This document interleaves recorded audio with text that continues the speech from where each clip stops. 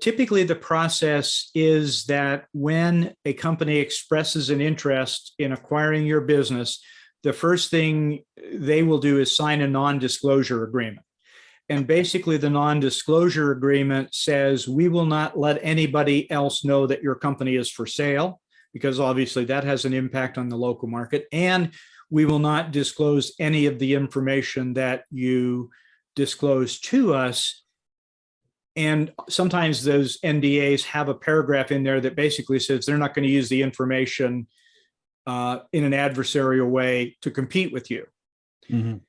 Now, obviously, the non-disclosure agreement is only as good as the integrity of the person who signs it. However, there are remedies in the courts if the person violates the non-disclosure agreement and you can prove it. You have some recourse. I'm not an attorney and I try to avoid all of those kinds of conflicts, but it is a legal document that is enforceable. And that's the first way. Then you mentioned due diligence. So you sign a non-disclosure agreement, you share some information, they look at that information, they may have some questions, and then they would issue what's called a letter of intent. And the letter of intent basically says, I would like to buy your business and I will pay you this many dollars under these terms pending due diligence.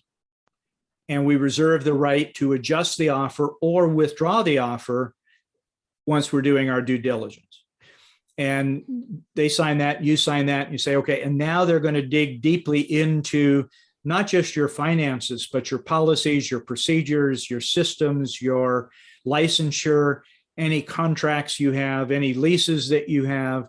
They're going to dig deeply into all the details of your business to make sure that they're not acquiring any unnecessarily liability or obligations that they didn't know about. And once that due diligence is completed, then they will come back and possibly adjust their offer or possibly withdraw their offer. But they will affirm that offer based on what they learned in the due diligence process. You agree on the new purchase agreement, and then the attorneys for both parties work on the actual purchase documentation that transfers the ownership from you to the buyer.